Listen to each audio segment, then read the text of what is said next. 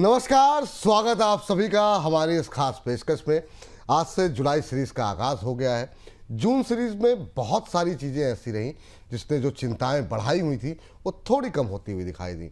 US Iran का तनाव थोड़ा कम होता हुआ दिखाई दिया, क्रूड हल्का होता हुआ दिखाई दिया, रुपया जो ऐसा लग रहा था कि अब हम 100 की तरफ भागता हुआ दिखाई दे रहा था वो थोड़ा थमता हुआ दिखाई दिया, वहाँ पे थोड़ी रिकवरी आती हुई दिखाई दी। क्या अब यहाँ से चलेगा बाजार, ये बड़ा सवाल है। दूसरा महत्वपूर्ण सवाल, अब बाजार के लिए बड़ी चिंताएं क्या हैं? मॉनसून को लेकर के चिंताएं हैं, चिंताएं पहली तिमाही के नतीजों को लेकर के हैं। इन सब के बीच में कैसे रणनीति बनाई जाए, आज का दिन महत्वपूर्ण है। जुलाई सीरीज का आगाज़ है, तो ऐसे महत्वपूर्ण दिन और इतने सारे अनसुलझे सवालों के लिए एक ही व्यक्ति जो है सबसे बेहतर हो सकते हैं। सौरभ मुखर्जी जी हमारे साथ मौजूद हैं। किसी परिचय की आवश्यकता नहीं है, मार्सलस के संस्थापक। सर पहले तो बहुत बहुत स्वागत सर कि आपने हमारी रिक्वेस्ट को एक्सेप्ट किया और आज हमारे साथ मुंबई स्टूडियो से आप मौजूद हैं। बहुत बहुत स्वागत सर। बहुत सारे दर्शक आपको सुनना, जानना, समझना चाहते हैं, ख़ासतौर से इस तरह के उतार चढ़ाव भरे बाजार के अंदर, जबकि 2 साल से लोगों को उस तरह के रिटर्न नहीं मिले। मिड कैप स्मॉल कैप में बीच बीच में रैली आई, लेकिन सर अभी के लिए क्या पहली टिप्पणी एक बाजार को लेकर के जानना चाहेंगे, क्या जो वर्ष था वो ओवर हो गया है या आपको लगता है कि अभी चुनौतियां शुरू हुई हैं? आप कैसे देख रहे हैं? पहली टिप्पणी आपकी। देखिए, 2 तरीके से मैं बोलूँगा, कुछ खट्टा कुछ मीठा। जो मीठा है जिस प्रकार की स्टॉक्स की पिटाई हुई है 2022, 23, 24, 25, मतलब कि जो क्वालिटी, जिसको हम क्वालिटी कंपाउंडर्स बोलते हैं, राइट, उनकी भयंकर बेधड़क पिटाई हुई है 4 साल। मेरे ख्याल से उनका जो उनके लिए जो सूर्यास्त का टाइम है वो आ चुका है। लास्ट 3-4 महीने में क्वालिटी का सूर्यास्त फिर से हुआ है। अच्छी कंपनियां जहां पे प्रमोटर साफ सुथरा काम करता है, बैलेंस शीट तगड़ी है, फ्रेंचाइज में दम है, वैसे कंपनी, और काफ़ी सारी कंपनी लार्ज कैप है, उनका मेरे ख्याल से अच्छा टाइम आ गया है, क्वालिटी का टाइम आ गया है। और अगर हम पूरे मुद्दे को उल्टा कर दें, जिस प्रकार के स्टॉक्स लास्ट 3-4 साल चले हैं, जैसे कि रियल एस्टेट में, जैसे कि कंस्ट्रक्शन में, defence contractors, railway contractors, road contractors, commodities में, जनरली लो क्वालिटी गवर्नेंस वाले स्टॉक्स जिनका बहुत बढ़िया प्रदर्शन रहा 22, 23, 24, 25, वहाँ पे मेरे ख्याल से मुद्दे अभी वैसे कंपनीज के सामने मुद्दे आ खड़े होंगे। जैसे अगर मैं सिंपल तरीके से समझाऊँ, संकट काल आ चुका है हमारे ऊपर, संकट काल आ चुका है, और संकट काल में ही क्वालिटी इंडिया में परफॉर्म करती है। संकट काल के 3 पहलू हैं। पहला, वाइट कॉलर जॉब्स है नहीं कंट्री में। लास्ट 3 साल से हम देख रहे हैं कि वाइट कॉलर जॉब्स की सिचुएशन बिगड़ती नज़र आ रही है। एआई का जो प्रहार है हमारे देश के इकोनॉमी के ऊपर, वो और तगड़ा होता जा रहा है।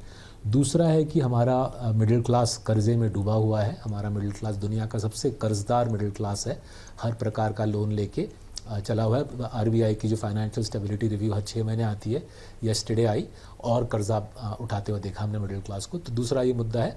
और तीसरा जो मुद्दा मुझे लग रहा है कि कॉरपोरेट इंडिया, हमारे जो देश के बड़े बड़े कंपनीज़ हैं वो देश के बाहर निवेश कर रहे हैं, वो देश में कैपेक्स नहीं लगा रहे। मेरा जो 20 साल का इंडिया में जब तजुर्बा है, 20 साल में इंडिया में रहा हूँ, काम किया हूँ, इस प्रकार का माहौल मैंने कभी देखा नहीं है कि हमारे देश के सारे बड़े कंपनी देश के बाहर कैपेक्स लगाने के लिए खड़े हो रहे हैं। इंडिया में कैपेक्स लगाने की इच्छा नहीं है। तो ये जो संकट काल का जो माहौल है, ये मेरे ख्याल से क्वालिटी के लिए बढ़िया रहेगा। बट जो लो क्वालिटी कंपनीज है जिनका बहुत बढ़िया प्रदर्शन रहा 22, 23, 24, 25, उनके लिए मेरे ख्याल से आगे दिक्कतें आती नज़र आ रही है मुझे। ये तो आपने कहा कि ये संकट काल है, ये संकट काल क्या अभी लंबा चलेगा? पहला सवाल। दूसरा, जो संकट हम लोग बाहर से देख रहे थे, क्रूड को लेकर के, इन्फ्लेशन को लेकर के, जिसका अनुमान लगाया जा रहा था, जिसके लिए पीएम ने कहा कि कोरोना जैसी सिचुएशन के लिए स्थितियां बनती हुई दिखाई दे रही हैं, क्या वो खतरा अभी के लिए टल गया है सर? मतलब क्रूड ये जो है अपना बॉटम बना चुका है, ये मतलब अपना टॉप बना चुका है, या अभी भी जो लोग $150 पर बैरल की बात कर रहे थे, क्योंकि अभी पूरी तरीके से चीज़ें रिजॉल्व हुई नहीं है, तो क्या अभी भी उस फ्रंट पे अभी कोई संकट बचा है? तो देखिए, क्रूड ऑयल का जो हेडलाइन प्राइस है वो तो $70 की तरफ आ गया है एंड शायद 70 शायद 60 भी हो सकता है। सो सुपरफिशियल लेवल पे विपुल जी अगर देखें, सुपरफिशियल लेवल पे देखें तो क्रूड का मुद्दा सुलझ गया है। बट अगर हम 2-3 लेयर नीचे जाएं, मेरे ख्याल से जो महंगाई के जो मुद्दे हैं वो एक्चुअली सुलझे नहीं है। पहला मुद्दा बरसात का जो प्रॉब्लम है वो मेरे ख्याल से बरकरार रहेगा। जो दिख रहा है एल नीनो का असर और कमज़ोर बरसात। हम मुंबई में, मैं मुंबई से बात कर रहा हूँ, आज मुंबई का जुलाई का पहला दिन है। इस बरसात की पहली प्रॉपर बारिश आज 1 जुलाई को हो रही है। ये बहुत रेयरली होती है, पूरे देश में मेरे ख्याल से ये माहौल है। इसका फूड प्राइसेस पे असर आने वाले महीनों में दिखेगा। दूसरा जो है कुकिंग ऑयल, उसकी प्राइसेस लास्ट 6-7 महीने में 50-60% बढ़ी है। इसका भी असर आएगा कॉस्ट ऑफ लिविंग के ऊपर। तीसरा गैस, राइट, एलपीजी गैस हमको ईरान से लेते हैं और ये हम कतार से ख़रीदते हैं। दोनों देशों में जो इंफ्रास्ट्रक्चर, जो गैस का इंफ्रास्ट्रक्चर है वो पूरी तरीके से बर्बाद है। और मैं अपने जो सूत्रों से बात करता हूँ, लग रहा है कि 2 से 3 साल कम से कम लगेगा for gas, LNG gas availability to come back to normal, right. तो अंडरलाइंग महंगाई का जो माहौल है वो उस तरीके से सुलझा नहीं है जैसे काफ़ी लोग सोच रहे हैं। काफ़ी लोग उछल रहे हैं कि तेल का दाम नीचे आ गया इसलिए महंगाई का माहौल चला गया। मेरे ख्याल से महंगाई का माहौल अभी भी बना हुआ है। और अगर हम उसके ऊपर और एक लेवल ऊपर जाए, जो मोटा मुद्दा है विदेशी पैसा निकाल रहा है इंडिया से, वो भी मुद्दा सुलझा नहीं है। हर हफ्ते करीबन 10 से 15 हज़ार करोड़, कुछ हफ्ते 10,000 करोड़, कुछ हफ्ते 15,000 करोड़, कुछ हफ्ते 20,000 करोड़ विदेशी निवेशक माल बेच के हिंदुस्तान से निकल रहे हैं। वहाँ पे मेरे ख्याल से भारत सरकार को इक्विटी कैपिटल गेन्स टैक्स हटानी पड़ेगी। जून के महीने में भारत सरकार ने बॉन्ड्स पे विदेशियों के लिए विथहोल्डिंग टैक्स और कैपिटल गेन्स टैक्स हटा दिया है। उसका फ़ायदा दिखा है, राइट। विदेशियों के ऊपर बॉन्ड्स के ऊपर टैक्स हटाने के बाद करीबन 50,000 करोड़ विदेशी पैसा हिंदुस्तान आया है। मेरे ख्याल से अगर हम चाहते हैं कि विदेशी इक्विटी पैसा इस प्रकार से इंडिया से ना निकाले, हर हफ्ते 15,000 करोड़ निकाल रहे हैं, तो इक्विटी कैपिटल गेन्स टैक्स में मेरे ख्याल से भारत सरकार को हटाने की ज़रूरत पड़ेगी। तो विदेशियों का पैसा निकालने का सिलसिला अगर बरकरार रहा, जो मुझे लग रहा है रहेगा, तो रुपये पे प्रेशर फिर से आएगी। अभी फ़िलहाल घटी है बिकॉज विदेशी बॉन्ड्स में डाल रहे हैं और FCNR का भी कुछ फ्लो आ रहा है। बट ये शॉर्ट टर्म है, ये कुछ मानिए बैंडेड लगाया है मुद्दे के ऊपर। बट जो अंडरलाइंग मुद्दा है कि हमारे IT कंपनीज़ की कमाने की क्षमता, उनको हमारे IT कंपनीज़ के लिए एम्प्लॉयमेंट जनरेट करने की जो क्षमता है वो AI की वजह से पिट चुकी है। आज ही सुबह KPIT ने करारा अनाउंसमेंट डाला कि उनकी 15% रेवेन्यूज़ के ऊपर हिट आ सकता है। तो ये वाला माहौल मेरे ख्याल से IT का माहौल अभी शुरुआत है। AI का प्रहार IT के ऊपर आने वाले महीने सालों में बढ़ेगा। याद रखना चाहिए कि करीबन 80 लाख लोग 8 मिलियन पीपल, 80 लाख लोग इंडिया में IT या IT से जुड़े हुए क्षेत्रों में काम करते हैं।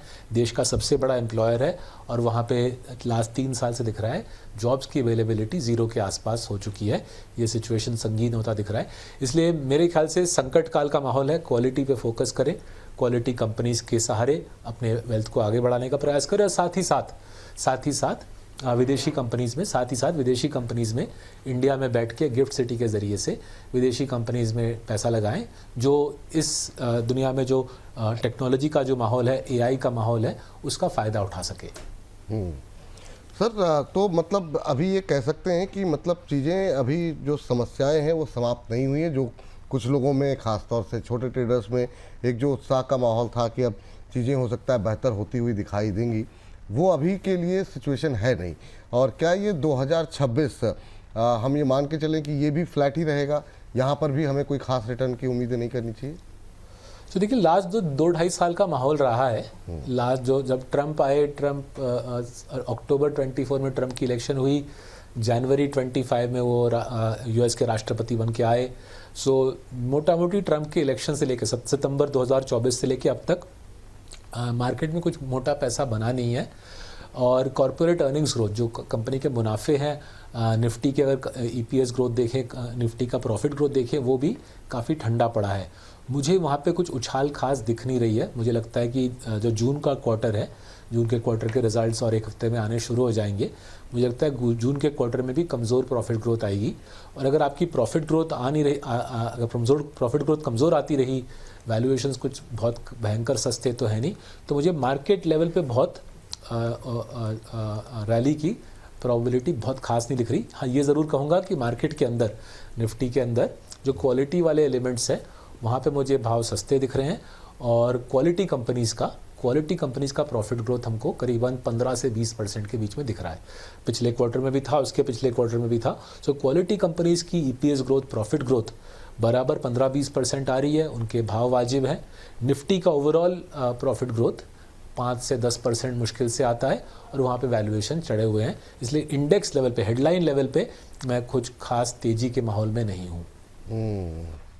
फिर ये तेज़ी सर, ये जो जिस तरीके से डॉलर इंडेक्स ऊपर जा रहा है, बीच में हमने गोल्ड सिल्वर में एक मोमेंटम देखा, अब वहाँ पर भी पूरी तरह पिटाई होती हुई दिखाई दे रही है, तो किस एसेट क्लास के अंदर आपको लग रहा है कि थोड़ी सी मजबूती देखने को मिल सकती है? इक्विटी नहीं परफॉर्म कर रहा, कमोडिटी मार्केट में एक ऊपर से दबाव देखने को मिल रहा है, मेटल टूट रहे हैं, बाकी कमोडिटीज टूट रही हैं, गोल्ड सिल्वर टूट रहा है, फिर कहाँ पर उम्मीदें कहाँ पे बांध के रखें? हाँ जी, तो देखिए जो सबसे सिंपल तरीका है, ये जो आपने जो काफ़ी अच्छे तरीके से इस मुद्दे को छेड़ा है, सबसे सिंपल तरीका है ढंग से कमाने का।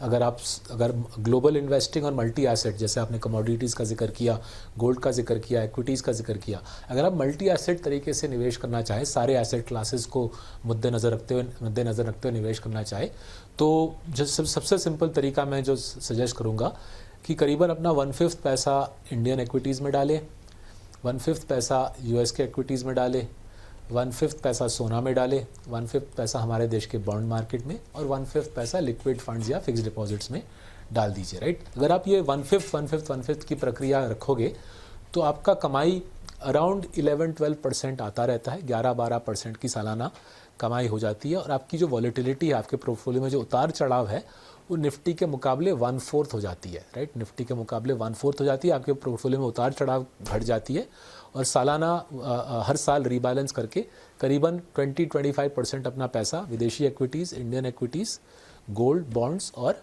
कैश या लिक्विड फंड्स या FD में रख दीजिए। ये सबसे सरल तरीका है मल्टी एसेट निवेश का।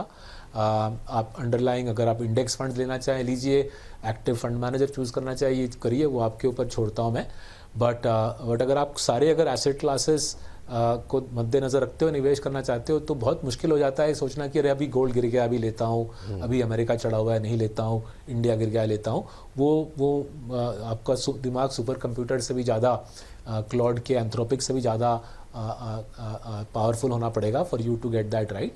सो सबसे सरल तरीका है 1/5 कर दीजिए 5 एसेट क्लासेस में, लो कोरिलेशन वाले एसेट क्लास, तगड़े एसेट क्लास, और इसमें अपना पैसा स्प्रेड कर दीजिए। सालाना एक बार रीबैलेंस कीजिए, शांतिपूर्वक तरीके से लो डबल डिजिट रिटर्न कमाइए, और रात को चैन की नींद सोइए। जी। अच्छा, एक सवाल अब ये उठता है सर कि अगर मान लीजिए कि यहाँ से भी इक्विटी मार्केट से बहुत अच्छे रिटर्न की अगर हम उम्मीद नहीं रखते हैं, तो फिर जिस तरीके से बीते 2 साल गए हैं, 2020 के बाद की जो जनरेशन है जिन्होंने काफ़ी अच्छे रिटर्न देखे हैं, वो जितने उत्साह से SIPs कर रही थी उसमें थोड़ी कमी आती हुई दिखाई दे रही है। क्या आपको लगता है अगर इक्विटी मार्केट ऐसे ही अगर 1 साल और नहीं चलेंगे तो ये जो हमारी SIPs जो बार बार बाज़ार को सहारा दे रही हैं विदेशी निवेशकों की तमाम सेलिंग के बावजूद, वो कहीं रुकती हुई नहीं दिखाई देगी? और अगर वो और ज़्यादा कम होती हुई दिखाई दी तो उसका असर फिर क्या और ख़राब हो सकता है? हाँ जी, तो देखिए इक्विटी मार्केट किसी भी देश का, US का हो, इंडिया का हो, इक्विटी मार्केट कुछ साल लाजवाब रिटर्न देती है, और कुछ साल फिर वो शांति से छुट्टी पे चली जाती है। तो जैसे इंडिया का उदाहरण लीजिए, 1978 टू 1993 सेंसेक्स ने कुछ 22-23% का कंपाउंडिंग दिया, राइट। तब मैं अनफॉर्चुनेटली तब मैं स्कूल में था, तो मैं रह गया कमाने से, बट मैं उस ज़माने में स्कूल बस में जब वापस आता था, देखता था दिल्ली में हर एक बस स्टॉप के ऊपर IPO के विज्ञापन होते थे। लेट 80 की दशक की बात कर रहा हूँ। तो 78 टू 93 20-22% का रिटर्न आया मार्केट से। फिर 93 से 2003, 93 टू 2003 ज़ीरो रिटर्न आया, ज़ीरो, ठीक है। फिर 2004 से 7 लाजवाब रिटर्न आया, 2007 से 14 ज़ीरो रिटर्न आया। तो फिर से जाहिर है अगर कुछ साल बहुत अच्छी रिटर्न आई है मार्केट से, आई थिंक 10 साल लगातार इंडियन इक्विटी मार्केट ने पॉजिटिव रिटर्न दिया है। तो अगर कुछ साल मार्केट छुट्टी पे चले जाए, हमको नाराज़ नहीं होना चाहिए, मार्केट को भी छुट्टी चाहिए होती है, मार्केट को भी आराम चाहिए होता है कभी कभी, तो शायद हो सके कि इंडियन मार्केट में हो सके, इट इज़ पॉसिबल कि इंडियन मार्केट में कुछ साल छुट्टी चले, बट दैट डजंट मीन कि आपके पैसे नहीं बनेंगे। जैसे अभी हम डिस्कस कर रहे थे, आप डाइवर्सिफाई कीजिए, मल्टी एसेट कीजिए, ग्लोबल इन्वेस्टिंग कीजिए। अगर आप डाइवर्सिफाई करो और रेगुलरली पैसा लगाते रहो, SIP करें या आप साल में एक बार करें, वो आपके ऊपर छोड़ता हूँ, राइट, आपके दर्शकों के ऊपर छोड़ता हूँ। वंस अ ईयर करें या वंस अ मंथ करें, that is up to you, but diversified asset class, diversified portfolio में पैसा लगाएं। अगर आप डाइवर्सिफाइड तरीके से करते रहे, मोटा मोटी हर साल लो डबल डिजिट आपका आ जाएगा। वो इंडियन स्टॉक मार्केट से आए या अमेरिका से आए, सोने से आए या बॉन्ड से आए, उसके बारे में ज़्यादा सरदर्दी मत कीजिए। कोई भी एसेट क्लास हमेशा आपको कमा के नहीं देगा। अगर हम लास्ट 10 साल की बात करें, विपुल जी, अगर लास्ट 10 साल की बात करें, 10 में से 5 साल S&P 500 बेस्ट एसेट क्लास रहा है, 10 में से 4 साल सोना सबसे सर्वोत्तम एसेट क्लास रहा है, और 10 में से केवल 1 साल निफ्टी विनिंग एसेट क्लास रहा है। तो उतार चढ़ाव रहते हैं हर एक एसेट क्लास में। 1/5 अपने 5 एसेट क्लास में डाल लीजिए और शांतिपूर्वक तरीके से कमाते रहिए। कोई भी एसेट क्लास आपका दुश्मन नहीं है, कोई भी आपका बराबर परपेचुअल दोस्त नहीं है। हर एक एसेट क्लास का अपना अपना टाइम आता है। बिल्कुल सही बात कह रहे हैं सर।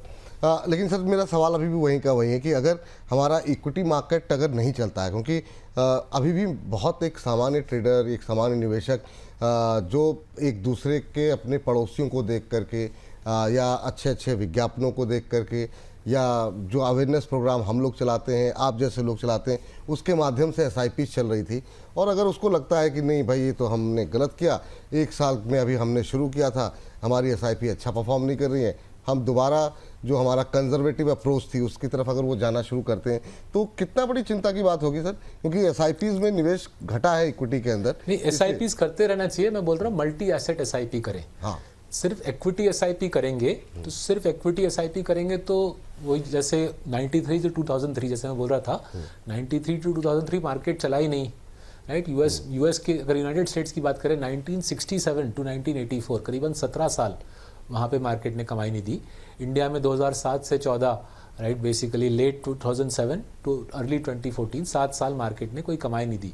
तो अगर आप एक ही एसेट क्लास में SIP करते रहोगे और वो एसेट क्लास 5, 7, 10 साल के लिए छुट्टी पे चले जाए, तो जाहिर है आपके पैसे बनने मुश्किल हो जाएंगे। तो आप बिल्कुल SIP करें, बट मल्टी एसेट पोर्टफोलियो बना के SIP करें। काफ़ी, I think most mutual fund houses का मल्टी एसेट पोर्टफोलियो उपलब्ध है। मोस्ट म्यूचुअल फंड हाउसेस का मल्टी एसेट पोर्टफोलियो उपलब्ध है। तो मल्टी एसेट पोर्टफोलियो में SIP करें, आपको निराशा, चिंता, ये सब सरदर्दियों से आप दूर रह पाओगे। बट अगर हम इक्विटी में SIP करते रहें और उसमें कोई आपका कुछ क्या बोलूँ, एक सुपर नेचुरल भरोसा है कि इक्विटी में मैंने SIP करूंगा और न्यूटन का 5th लॉ ऑफ मोशन है कि स्टॉक मार्केट ऊपर जाएगा, तो शायद आपके शायद खट्टे हो जाए। बिल्कुल सही कह रहे हैं सर। अब सर थोड़ा सा अपने अलग अलग सेक्टर्स की बात कर लेते हैं। बहुत लोगों के सवाल आ रहे हैं, टिप्पणियाँ आ रही हैं कि आपसे पूछें अलग अलग सेक्टर्स को लेकर के। तो अभी के स्थिति में कौन से ऐसे सेक्टर्स हैं जहां आपको लगता है थोड़ी दूरी बना करके चलनी चाहिए, जहां आपको लगता है चिंताएं ज़्यादा बढ़ सकती हैं? फर्स्ट क्वार्टर में, सेकंड क्वार्टर में जो रिजल्ट्स रहेंगे वो उस तरीके से नहीं रह सकते हैं। थोड़ा सा अपने पोर्टफोलियो को अगर हमको फिर से रिडिज़ाइन करना हो तो किसको आप बाहर करना चाहेंगे? तो देखिए, मैं आपको ब्रॉड जो हमारे सामने जो इकोनॉमी की छवि है मैं समझा देता हूँ। मेरी उम्मीद है कि आपके दर्शक उसी से समझ जाएंगे कौन से सेक्टर में थोड़े से ज़्यादा पैसे बनेंगे, कौन से सेक्टर में थोड़ी दिक्कतें आ सकती हैं। तो जो छवि जैसे हम डिस्कस कर रहे थे, IT का जो छवि है वो काफ़ी चिंताजनक है। मेरे ख्याल से IT में हर दो एम्प्लॉयज़ में से एक एम्प्लॉय धीरे धीरे उसकी जॉब चली जाएगी। तो IT सेक्टर का ओवरऑल आई थिंक चैलेंज रहेगा। बट अगर हम इसका बिगर पिक्चर देखें, हमारा देश इंडिया सालाना 300-350 बिलियन डॉलर कमाता है IT सेक्टर की वजह से। ये जो सुंदर से TV स्टूडियो में जो कैमरा मेरे सामने है, जो लाइटिंग है, जो स्क्रीन है, ये सारा हमारे देश के IT सेक्टर की कमाई से लिया गया है। ये जो फॉरेन एक्सचेंज जो चाहिए, ये सारा शानदार इलेक्ट्रॉनिक इक्विपमेंट खरीदने के लिए वो IT सेक्टर की कमाई की वजह से आती है। तो जाहिर है अगर IT सेक्टर कमा नहीं सकेगा तो हमको दूसरे सेक्टर से वो फॉरेन एक्सचेंज कमा के लाना पड़ेगा, राइट। तो दूसरे सेक्टर जो एक्सपोर्ट ओरिएंटेड दूसरे सेक्टर्स हैं, जैसे कि दवाई, फार्मास्यूटिकल्स, जैसे कि ऑर्गेनिक केमिकल्स, ऑटो एंसिलरीज, कुछ हद तक छोटे ऑटो एम्स में मोटरसाइकिल वगैरह, छोटी गाड़ियाँ, जैसे कि प्रेसिशन इंजीनियरिंग, मैन्युफैक्चरिंग, वहाँ पे आई थिंक एक्सपोर्ट्स पे हमको मज़ा आते हुए दिख रहा है। इंडिया में आईटी सेक्टर पीछे जाएगा, एक्सपोर्ट ओरिएंटेड दूसरे जो सेक्टर्स है, मैन्युफैक्चरिंग सेक्टर्स है, वहाँ पे इंडिया आगे बढ़ेगी। करेंसी का सहारा मिलेगा, कमज़ोर करेंसी से एक्सपोर्ट ओरिएंटेड सेक्टर्स को फ़ायदा मिलेगा। जो फ्री ट्रेड एग्रीमेंट्स भारत सरकार नेगोशिएट करके ला रही है, उसका फ़ायदा मिलेगा। यूरोप के साथ शानदार फ्री ट्रेड एग्रीमेंट अगले साल शुरू हो जाएगा, उसका फ़ायदा मिलेगा। और तीसरा, China+1, चाइना विदेश यूरोप और अमेरिका चाइना से डरी हुई है, वो अपने चाइना के ऊपर डिपेंडेंस को घटाना चाहती है। जाहिर है कुछ हद तक वो बिज़नेस इंडिया को देगी मजबूरन, क्योंकि चाहती है चाइना के ऊपर डिपेंडेंस घटाने के लिए। तो ये हो गया एक पहला छवि कि आईटी में आईटी का बोलबाला नहीं रहेगा। जिस प्रकार से 20 साल चला आईटी, अब शायद कुछ साल आईटी को स्ट्रगल करना पड़े, जैसे वो एआई से जूझेगा। बट दूसरे एक्सपोर्ट ओरिएंटेड सेक्टर्स में मुझे पैसे बनते दिख रहे हैं। और इसमें और एक अच्छी बात क्या है कि काफ़ी सारे export oriented stocks, specially small and mid cap पे सस्ते में उपलब्ध है। 15 पी, 20 पी, 25 पी में अच्छे कंपनी आपको एक्सपोर्ट ओरिएंटेड सेक्टर्स में मिल जाएंगे। इसका और एक पहलू है, जैसे जैसे जॉब्स की स्थिति और बिगड़ती नज़र आती है, right. Reserve bank of India bar bar highlight कर रहा है, हम सबको अवेयर कर रहा है कि house hold savings rate, net household savings rate India की पूरी दब गई है, राइट। इतना कर्जा उठाया है हमारे मिडिल क्लास लास्ट 5 साल में कि net household savings rate, net मतलब savings minus borrowing, right, net household savings rate India की बिल्कुल दब गई है, करीबन 50 ईयर लो के आसपास घूम रही है, राइट। एज आई सेड, दुनिया के बड़े देशों में हम सबसे कर्जदार मिडिल क्लास बन गए हैं।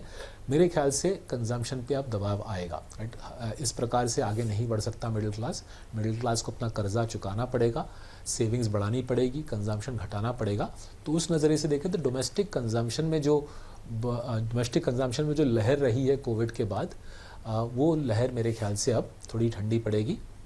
And correspondingly financial services companies में, बैंक्स को दिक्कतें आ रही थी पैसे उठाने में, राइट। रिमेंबर 3-4 साल ऐसा गया कि बैंक्स को डिपॉजिट उठाने में बहुत दिक्कतें आई।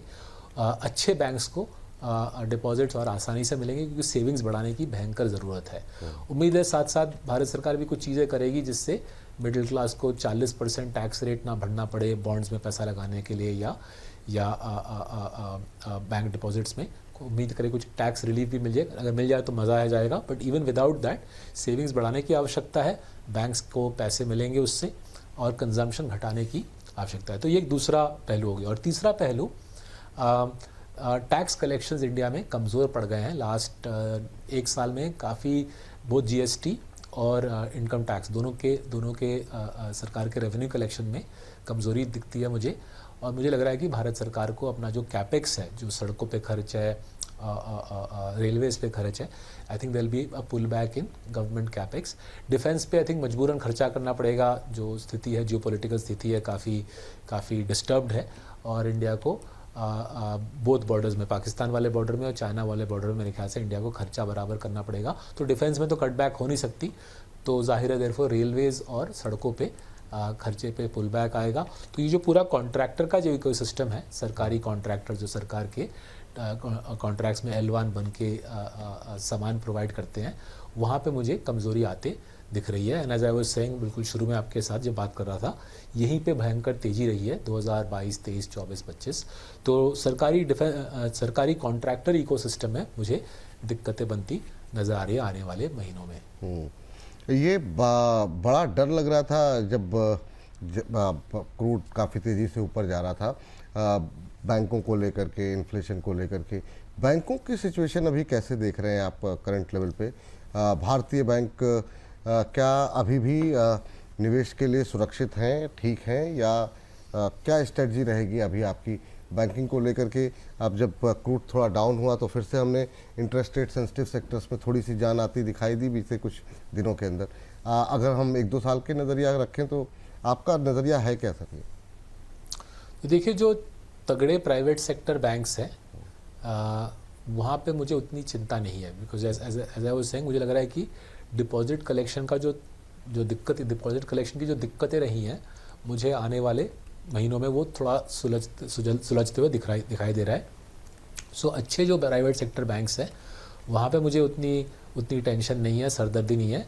मुझे जो छोटे प्राइवेट सेक्टर बैंक्स हैं वहाँ पे दिक्कतें दिख रही हैं, एसेट क्वालिटी की भी दिक्कतें भी दिख रही हैं और उनके लिक्विडिटी में, मतलब उनको डिपॉजिट उठाने की क्षमता में भी मुझे चैलेंजेस दिख रहे हैं। इनमें से जो छोटे प्राइवेट सेक्टर बैंक है उनमें से कुछ ने अपना बैलेंस शीट को रिपेयर किया है, बड़े बड़े एक्विटी रेजर्स करके बैलेंस शीट को रिपेयर किया है, और कुछ के बैलेंस शीट अभी भी मुझे कुछ कमज़ोर नज़र आ रहे हैं।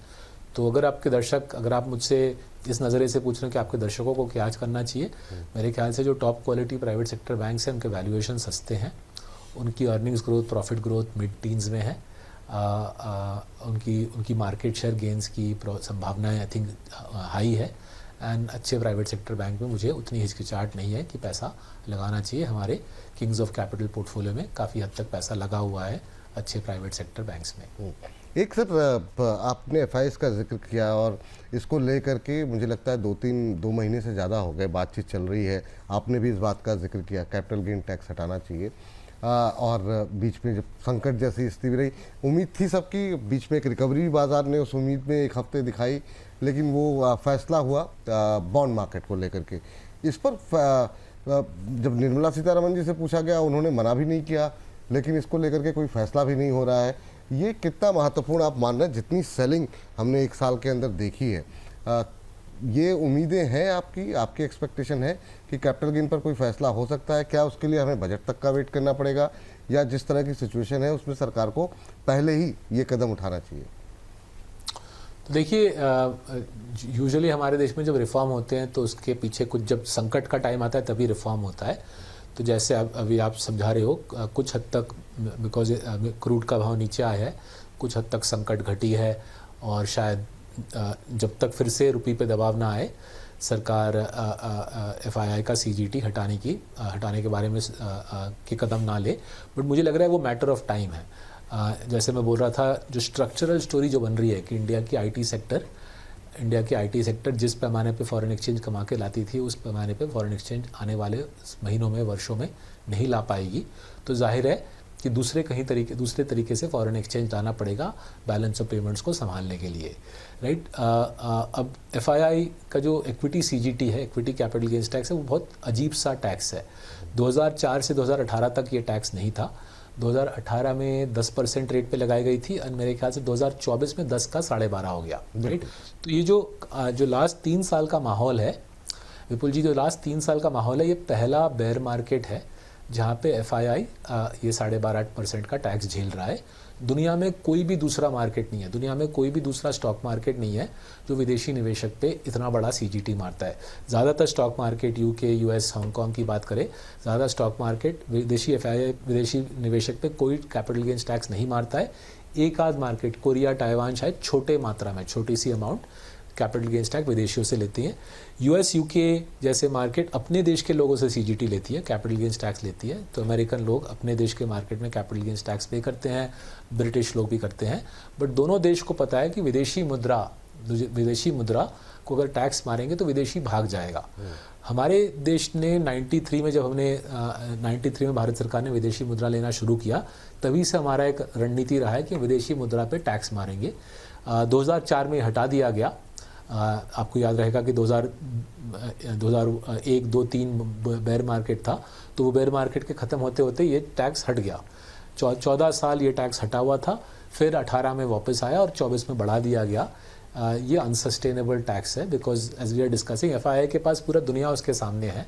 उसको कोई ज़बरदस्ती नहीं है कि इंडिया में पैसा डाले। अगर आप इंडिया में पैसा डालेगा और हम उससे 12.5% छीन लेंगे, तो जाहिर है वो बोलेगा कि थैंक यू वेरी मच, मुझे यहाँ पे पैसे लगाने की ज़रूरत नहीं है। जिस वजह से आज हम ऐसे एक स्थिति में आ गए हैं कि एफआईआई ने करीबन लास्ट 2.5-3 साल में $70-80 बिलियन देश से निकाल लिया है। तो उस पर किसी का फायदा नहीं है। तो जो सिंपल सा गणित है, एफआईआई के कैपिटल गेन्स टैक्स से भारत सरकार को 15,000 करोड़ की कमाई होती है। ऐसा भी नहीं कि बहुत बड़ा कमाई है, 15,000 करोड़ की कमाई है। अगर एफआईआई के ऊपर सीजीटी हटा दी गई, मेरे ख्याल से भारत सरकार का 10 ईयर बॉन्ड यील्ड आराम से 20 बेसिस पॉइंट्स 0.15%, 0.2% नीचे आ जाएगा, उसी से सरकार की रिकवरी आ जाएगी। 15,000 करोड़ की जो कमाई आती है FII CGT से, अगर वो सरकार उसको छोड़ दे, उसको स्क्रैप कर दे, तो भारत सरकार की जो बॉन्ड यील्ड जो घटेगी, जहाँ पे भारत सरकार का इंटरेस्ट आउट को ब्याज घट जाएगा, वो उसी से 15,000 करोड़ घट जाएगा, तुरंत न्यूट्रल हो जाएगा ये गणित। और उसके ऊपर रुपी स्ट्रॉन्गर हो जाएगी मेरे ख्याल से, और पूरे देश का कॉस्ट ऑफ कैपिटल, पूरी देश की स्टॉक मार्केट की री रेटिंग होने की संभावना है। तो स्टेक्स काफ़ी हाई है, कॉस्ट लो है। 15,000 crore is all we are talking about. 15,000 crore के कमाई के लिए why we should let go off $80 billion over 3 years, मुझे तो समझ नहीं आता, क्योंकि उस $80 बिलियन के निकलने के नुकसान बहुत बड़ा है। रुपये की 10% पिटाई, भारत सरकार की bond yield higher than it needs to be, और पूरे देश का कॉस्ट ऑफ कैपिटल हमने नीडलेसली बढ़ा दिया है। ये जो FCNR प्रोग्राम हम चलाया गया है, सारे इंडियन बैंक्स को बोला गया है कि बाहर जाके आप बॉन्ड्स इशू करो, FCNR डिपॉजिट रेज करो। इससे हम क्या कर रहे हैं, fixed interest rate, high rates पे 6% डॉलर, 6.5% डॉलर का मोटा इंटरेस्ट रेट देके हम बैंक्स विदेश से पैसा ला रहे हैं, और ये इसका ब्याज हमारे बैंक्स देते रहेंगे आने वाले 4, 5, 6 साल, राइट। उनके बैलेंस शीट्स के ऊपर इसका डैमेज आएगा, राइट। देश को ये पैसा भरपाई करना पड़ेगा, इसकी ज़रूरत नहीं है, इतनी पिटाई की ज़रूरत नहीं है। 15,000 करोड़ अगर हम 15,000 करोड़ का सरकार एक टैक्स लॉस ले लेती है, उसके बदले तुरंत सरकार को भी फ़ायदा है, उसकी 10 ईयर बॉन्ड यील्ड, उसकी कॉस्ट ऑफ बोरोइंग तुरंत घट जाएगी। और इसका मैं प्रूफ ऑफर करूं, इसका मैं आपको दिखाऊं कि ये फालतू बात नहीं कर रहे। आई थिंक जून के शुरुआत में भारत सरकार ने FII बॉन्ड्स पे, मतलब विदेशी निवेशकों के बॉन्ड्स पे भारत सरकार ने CGT रिलैक्सेशन दे दी और विथहोल्डिंग टैक्स हटा दिया। सरकार के रिलैक्सेशन के 10 दिन के अंदर 15-20 हज़ार करोड़ आ गया है। लास्ट 1 महीने में 50,000 करोड़ की इन्फ्लो आ गई है, और government of India 10 year bond की यील्ड 0.2%, 20 बिप्स ऑलरेडी घट चुकी है। तो अगर बॉन्ड्स पे रिलैक्सेशन देने से इतना फ़ायदा दिखा है, तो मेरे ख्याल से इक्विटी पे अगर सरकार रिलैक्सेशन दे दे, इससे भी बड़ा फ़ायदा दिखेगा। बिल्कुल सही सर। सर, बातचीत तो आपके साथ मतलब ऐसा रहता है कि मतलब आप बोलते रहें और सुनते जाएं, लेकिन समय का थोड़ा सा आपकी व्यस्तता काफ़ी रहती है। अभी के लिए एक बड़ा वर्ग जो कि इक्विटी की तरफ आकर्षित हुआ 2020 के बाद से, उसने गिरावट नहीं देखी, 2 साल से सुस्ती देख रहे हैं। बहुत डेली बेसिस पे चूँकि हम लोग कार्यक्रम करते हैं, तो रेलवे को लेकर के जैसा भी आप जिक्र कर रहे थे, बहुत सारी लोगों की कि 2 साल से होल्ड करके बैठे हैं, अभी भी लॉस में है, इस तरह के सवाल आते रहते हैं। अभी क्या स्ट्रेटजी क्या होनी चाहिए, जो लोग अभी नुकसान में हैं अलग अलग सेक्टर्स में, उनको अभी कितना लंबा नज़रिया रखना चाहिए? उनके लिए कोई उम्मीदें यहाँ से दिखाई दे रही हैं आगे के लिए इक्विटी मार्केट को लेकर के, या नहीं? जो लोग आपको सुन रहे हैं, या अभी रात तक काफ़ी ज़्यादा लोग सुनेंगे, तो क्या उनसे कहना चाहेंगे सर? देखिए, 3 तरह के निवेशक मुझे इंडिया में दिखते हैं, राइट। पहला निवेशक है, वो बोलता है कि मेरी ज़िंदगी में दूसरी प्रीऑक्यूपेशंस है, सरदर्दियाँ हैं, मैं बिज़नेस चला रहा हूँ, जॉब कर रहा हूँ, तो मैं अपना पैसा फंड मैनेजर को दे देता हूँ और उसके ऊपर छोड़ देता हूँ। तो ऐसे लोग अगर वॉच कर रहे हैं प्रोग्राम, तो आप मल्टी एसेट फंड्स चुनिए।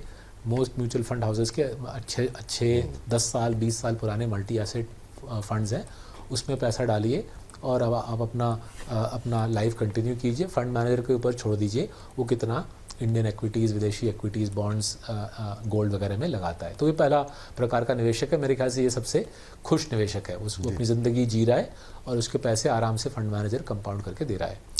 दूसरा प्रकार का निवेशक है, वो बोलता है नहीं, एसेट क्लास पे मैं कॉल लूँगा, मुझे समझ आती है स्टॉक मार्केट, मैं डिसाइड करूँगा मार्केट में कब आना है, मार्केट में कब जाना है, राइट। अगर आप उस प्रकार के निवेशक हो तो आप डटे रहिए। अगर आप SIP कर रहे हो, SIP में डटे रहिए, बट इतना याद रखिए कि लास्ट 30-31 साल में आधा टाइम इंडियन एक्विटीज़ ने जीरो कमाई दी है, राइट। लास्ट 30-31-32 साल का डेटा देखें तो इंडियन एक्विटीज 12.5% लॉन्ग टर्म में देती है, बट उसमें से 50% ऑफ द टाइम कोई कमाई नहीं होती। तो आपको लॉन्ग गेम खेलना पड़ेगा, टेस्ट क्रिकेटर की तरह, राहुल द्रविड़ की तरह आपको डटे रह के लंबा खेलना पड़ेगा अगर आप वो 12.5% कमाना चाहते हो, राइट। एंड तीसरा प्रकार का इंसान बोलता है एसेट क्लास क्या, मैं तो स्टॉक पिकिंग भी खुद करूँगा, स्टॉक पिकिंग भी खुद करूँगा। मुझे दिव्य ज्ञान प्राप्त है कौन सा स्टॉक कब लेना है, कब बेचना है।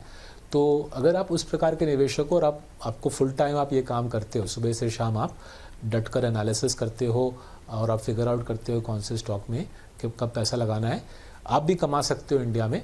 बट आपको फिर और भी लंबा खेलना पड़ेगा, बिकॉज जैसे आप जो उदाहरण दे रहे थे विपुल जी, कुछ लोगों ने आप बोल रहे थे रेलवे के स्टॉक में लगाया है।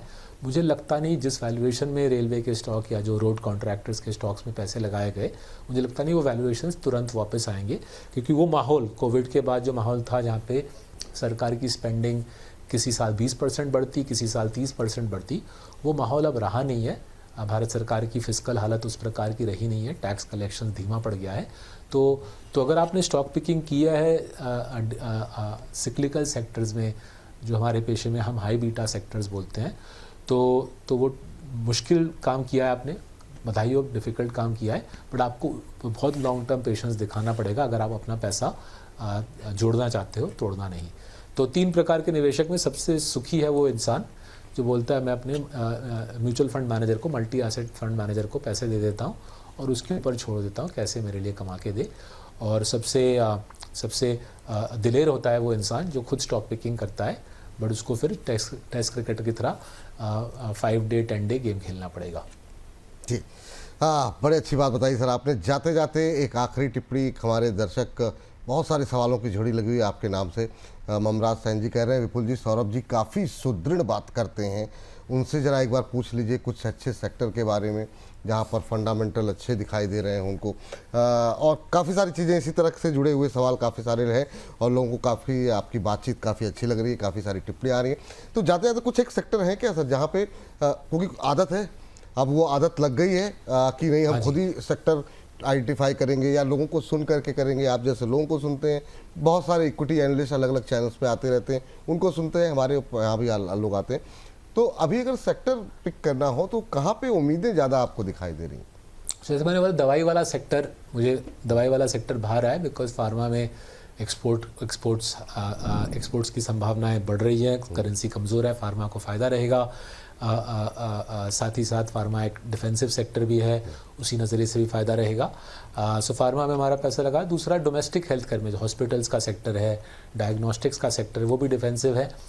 जैसे इंडिया में कंजम्पशन में मुझे कमज़ोरी दिख रही है, बट हॉस्पिटल और हेल्थ केयर में हॉस्पिटल और हेल्थ केयर में मुझे लगता नहीं कि कोई पुल बैक कर सकता है। भारत सरकार ने साफ साफ बोल दिया है कि आयुष्मान भारत में वो पैसे डालेंगे। सरकार खुद हॉस्पिटल मेरे ख्याल से बनाना नहीं चाहती, आयुष्मान भारत में डालेगी तो जाहिर है ब्रॉडर पब्लिक भी प्राइवेट सेक्टर हॉस्पिटल में जाएगी, प्राइवेट सेक्टर पैथ लैब में जाएगी। सो हॉस्पिटल्स पैथ लैब्स का जो डोमेस्टिक हेल्थ केयर का सेक्टर है वो भी मुझे आकर्षक लगता है।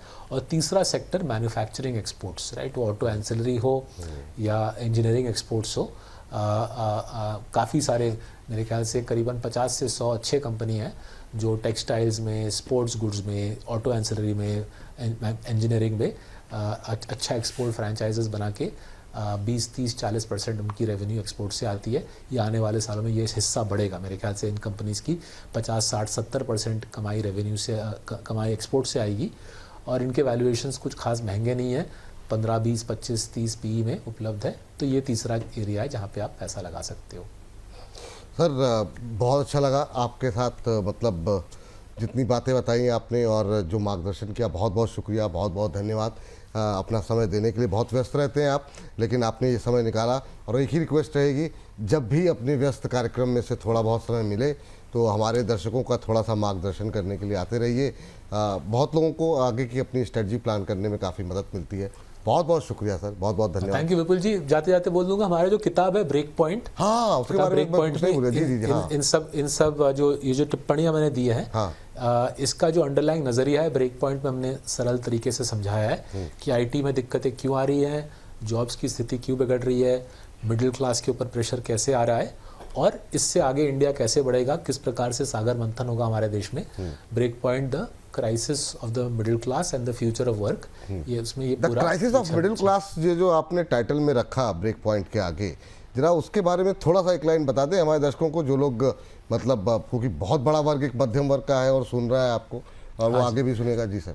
थोड़ा हाँ जी, तो मोटा मोटी पिक्चर ऐसी है, हमारे देश में सालाना 60 से 70 लाख ग्रेजुएट निकलते हैं।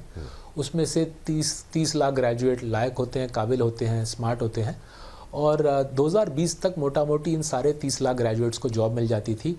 करीबन 15 लाख को आईटी में मिल जाती थी जॉब, और 15 लाख को बैंकिंग, रिटेल, मीडिया जैसे सेक्टर्स में जॉब मिल जाती थी। लास्ट 3 साल में क्या दिख रहा है, ये सारे जॉब्स गायब हो गए हैं।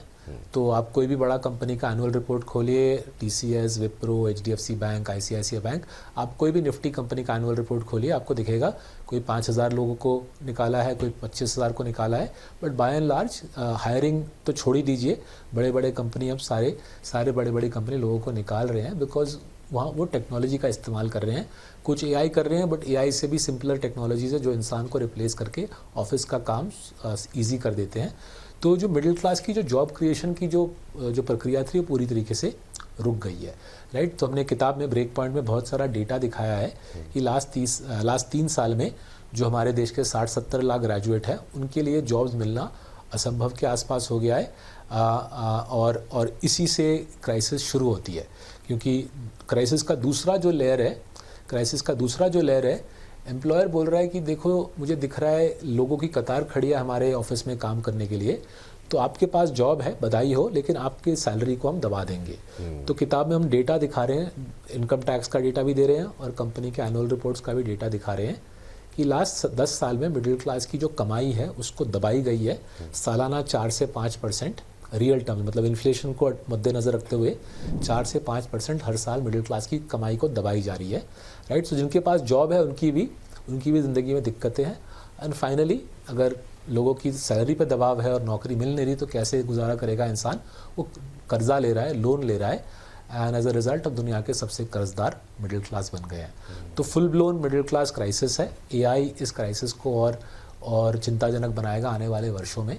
इसीलिए मैं संकट काल का माहौल जो समझा रहा था, और उसी को मद्देनज़र रखते हुए हमारे इन्वेस्टमेंट स्ट्रैटेजी बनाई गई है कि डाइवर्सिफाई करें, विदेश में निवेश करें, इंडिया में निवेश करें, सोना रखें, बॉन्ड्स रखें, लिक्विड फंड्स या एफडी में पैसा रखें, डाइवर्सिफाई करें, एक्सपोर्ट ओरिएंटेड सेक्टर्स की तरफ जाएं, डोमेस्टिक में हेल्थ केयर की तरफ देखिए, और generally pharma as a sector की तरफ पॉजिटिवली मेरे ख्याल से फ्रेमवर्क बनाना चाहिए। जी, ये सर की किताब आप देख सकते हैं विंडो में, break point, the crisis of middle class and the future of work. Saurabh ji ने इसको लिखा है। आप का इंटरेस्ट इंडियन इकॉनमी, अर्थव्यवस्था को लेकर के, इन्वेस्टमेंट को लेकर के अगर आपकी रुचि है तो आप इस किताब को पढ़िए, बहुत कुछ जानने सीखने को मिलेगा। और जो अभी स्थिति देखने को मिल रही है उसके इर्द गिर्द क्या ताने बाने बुने गए हैं और क्या स्थिति बनती हुई दिखाई दे रही है, इस पर काफ़ी अच्छा एनालिसिस आपको यहाँ पर मिलता हुआ दिखाई देगा। तो आप लोग जाकर के इस पुस्तक को पढ़ सकते हैं। सौरभ सर, थैंक यू, बहुत बहुत धन्यवाद। Thank you so much. आगे भी अपना समय देते रहिए। बहुत अच्छा लगा आपसे बात करके। Thank you so much. तो हमारी इस खास पेशकश में इतना ही। आपको हमारा ये कार्यक्रम कैसा लगा कमेंट बॉक्स में जाकर के टिप्पणी में अवश्य बताएं। अभी के लिए इजाज़त दें, और बाकी सोमवार से शुक्रवार सुबह 10 बजे, दोपहर 1 बजे जुड़िए हमारे साथ। डेली बेसिस पर भी बातचीत बाजार को लेकर होती रहेगी। नमस्कार।